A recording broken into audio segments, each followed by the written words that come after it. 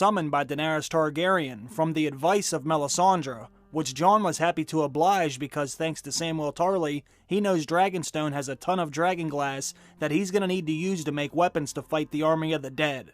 But Jon is also there to warn everyone about the threat beyond the wall, and in hopes of getting their support for when the time comes to fight the Night King.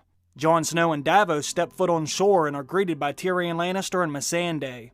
And as most of you should know by now, Jon Snow and Tyrion already have a history with one another dating all the way back to Season 1 when they met in Winterfell and traveled to the Wall together when Jon Snow decided he was going to join the Night's Watch. And I must say I do like the way Jon and Tyrion greeted each other. Tyrion calls Jon the Bastard of Winterfell, and Jon calls Tyrion the Dwarf of Casterly Rock.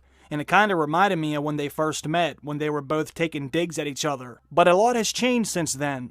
They've both been through hell and back, especially Jon Snow. As Jon Snow and Tyrion walked up to the castle on Dragonstone, something interesting happened that some people might have missed. Tyrion tells Jon that Starks haven't fared well whenever they come south, but Jon said he's not a Stark. As soon as Jon says he's not a Stark, the dragon screeches and flies over their heads, which is just another nod to Jon being a Targaryen and having the blood of a dragon as well. As Jon and company walk up to the castle, Melisandre is watching from above. Varys greets her up there and he's suspicious as to why she isn't down there to greet him also. Melisandre didn't want to tell Varys that she was exiled for burning Princess Shireen, but she knows that she should probably leave. She tells him that her job is done now that she has got Nice and Fire together, but I don't think Melisandre is done just yet. She said she was going to leave Westeros and go to Volantis, but you can't have a character like this leave the plot in that way. I did hear the actress was pregnant, so that could be why they are having her leave the show for now without actually killing her off. So we might actually see Melisandre again. Her and Arya need to see each other again just like she promised, because I think she still has a part to play. Even if it's being killed by someone, she could leave the show in a much better way in my opinion.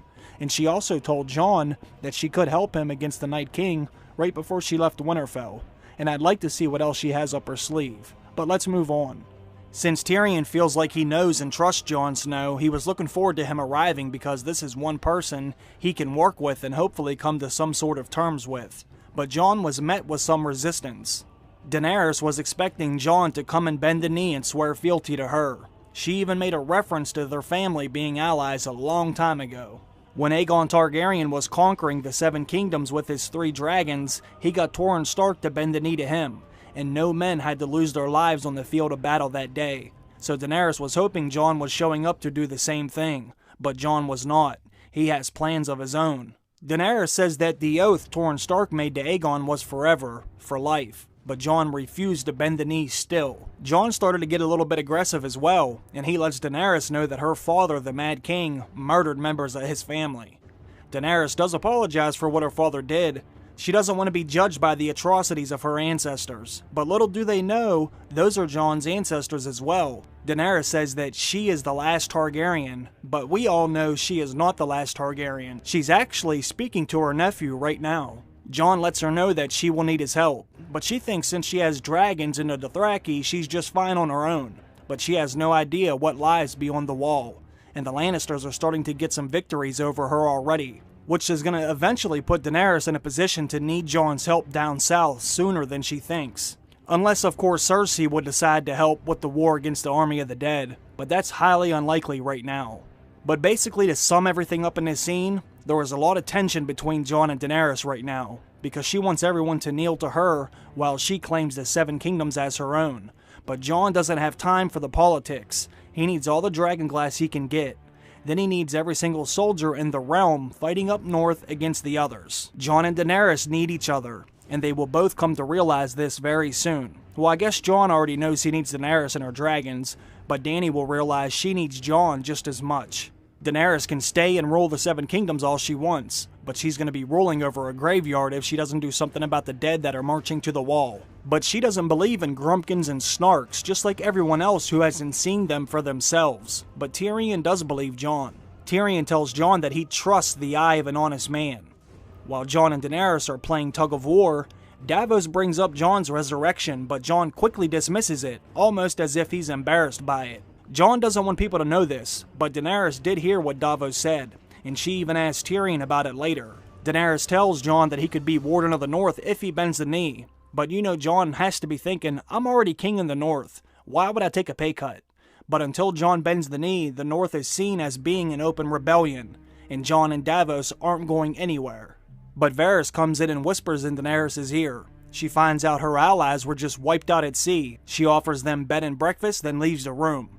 In the next scene, Theon Greyjoy is rescued from the sea. After the devastating attack by Euron Greyjoy, Theon left his sister to be taken prisoner, as he fled the scene of the crime. Theon is rescued by some other Ironborn men, and they aren't happy, but not a whole lot is said in this scene, so let's go to the next one, where we see exactly what happened with Yara and the surviving Sand Snakes. Euron Greyjoy has them in King's Landing, tied up behind him on his horse, as he is greeted with a parade of cheers that welcome him and his new gifts for Cersei.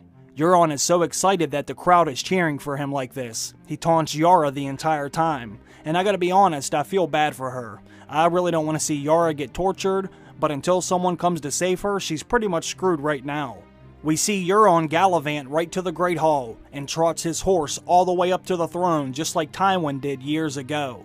Euron showed up looking like a boss, and his ego is the size of the wall right now.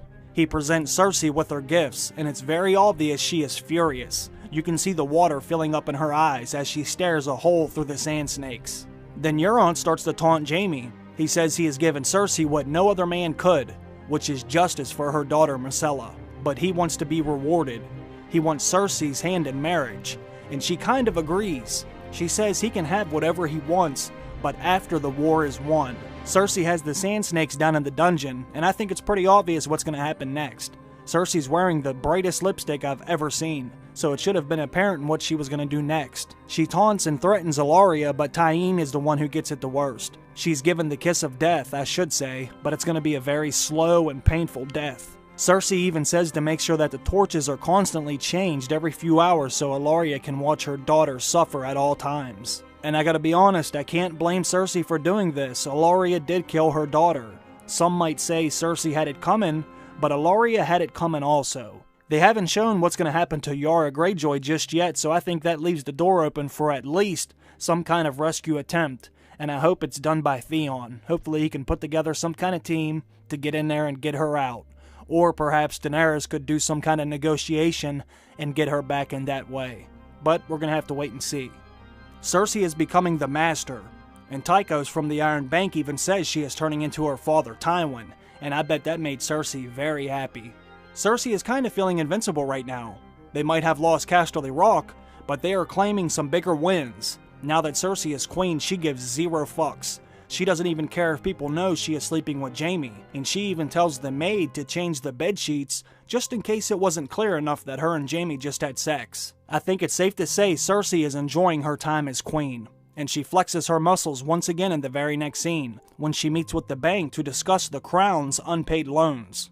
And the Iron Bank is kinda acting like they haven't decided yet who to back, but Cersei calls their bluff and says, "Are you really gonna trust slaves into the Dothraki to pay back your money?" But they know the vaults are dry, and the Tyrells do have the money right now, and they are no longer allies with the Lannisters at the moment. But Cersei offers him bed and breakfast and promises she will have the money before he leaves. We then get a private scene with Jon and Tyrion, and Jon says he kind of feels like he's a prisoner there, but Tyrion says he's not. Even though Jon's boat was seized, Tyrion just kind of brushes that off too, and Tyrion cracks a joke and says Jon looks better at brooding than him. But Jon isn't really in the mood to joke. He just wants to know if he's going to have the support when the time comes to fight the dead. He doesn't think Tyrion believes him, although Tyrion says he does. Tyrion reminds Jon that he shouldn't give up so easily. And Tyrion said something here that I really liked. Tyrion says Daenerys protects people from monsters, just like Jon does. I thought that was a cool line of dialogue between them two. Tyrion then ends up talking Daenerys into letting Jon mine for dragonglass, and he does make a good point. She isn't using it for anything, so just let him have it. It could be a good sign of faith, and you may possibly get something in return. Daenerys and Jon then have a private conversation outside overlooking the beach. She tells Jon that he can mine for the dragonglass, and she will provide him with men if he needs them, which is a good sign that they may be able to work together after all. As Jon walks away, she does glance back at him, which is most likely another sign that she might have an attraction to him, but that's to be continued.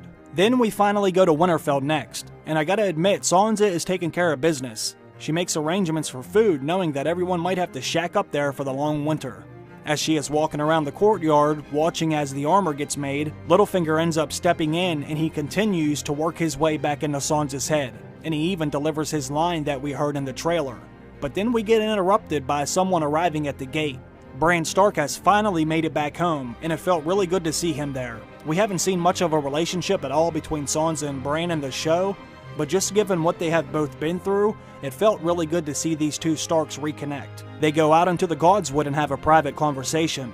Sansa wishes that Jon was here to see him too, and Bran says he needs to speak with Jon. And that did get me excited because we all know Bran is sitting on a ticking time bomb right now, knowing the truth of Jon's lineage. But not only that, Bran can tell him everything that he knows about the Night King. And I can't wait for Jon and Bran to reconnect also, because when they do, they're going to set the stage for the actual endgame of this series. Together, I think these two will be able to bring down the Army of the Dead and the Night King. But for now, Bran must continue to learn and see things better. He told Sansa that he has seen everything, but it's only fragments, bits and pieces. He can't quite put the full picture together just yet, but he will learn to. Sansa doesn't quite understand what Bran is saying. She has never heard the term the Three-Eyed Raven before. And Bran's demeanor has changed since he spent his time beyond the wall and seen the things that he has seen.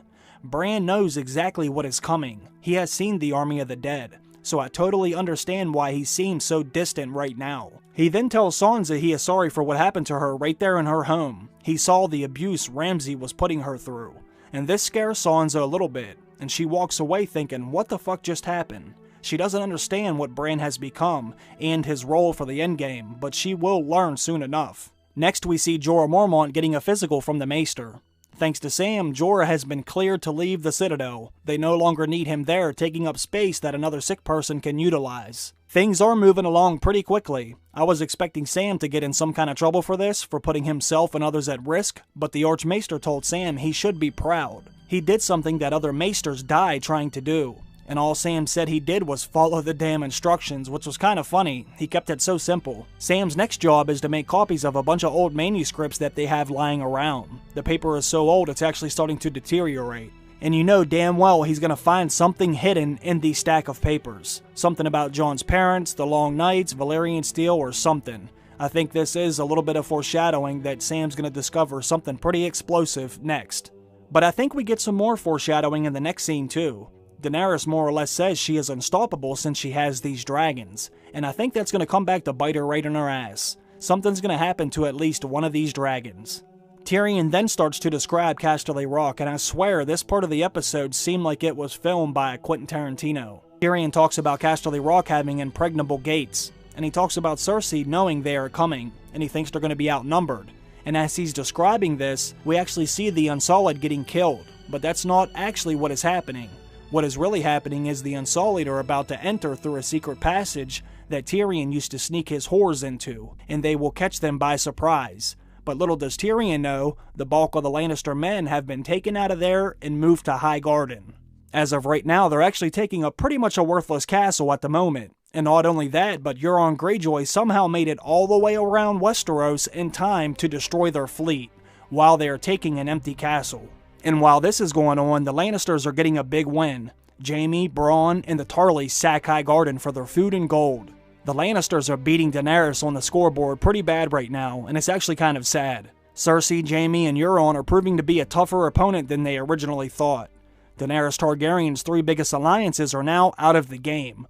The Greyjoys, the Tyrells, and the Sand Snakes are finished, and Cersei now has the gold to pay off the Iron Bank and get even more soldiers on her side. She has enough gold to hire her own sellsword army now, but this is all setting the stage for the big war that's to come in the very next episode. The spoils of war will be an absolute bloodbath. So far we've only seen 3 quick battles, with Euron's being the best, but the next episode should be one of the best battles Game of Thrones has ever produced.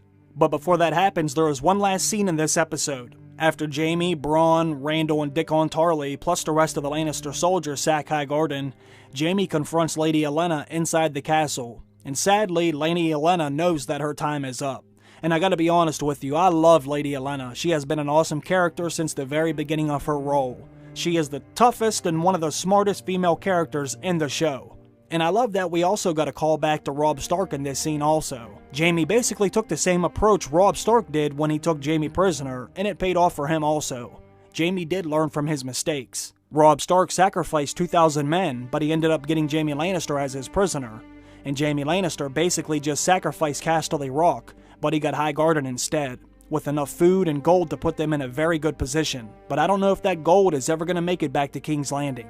Once Daenerys Targaryen finds this out, she must react. And we've already seen enough footage from the trailers and promos to know that she strikes hard and fast, with a very large dragon and some very pissed off and bloodthirsty Dothraki men who are just looking for a good fight.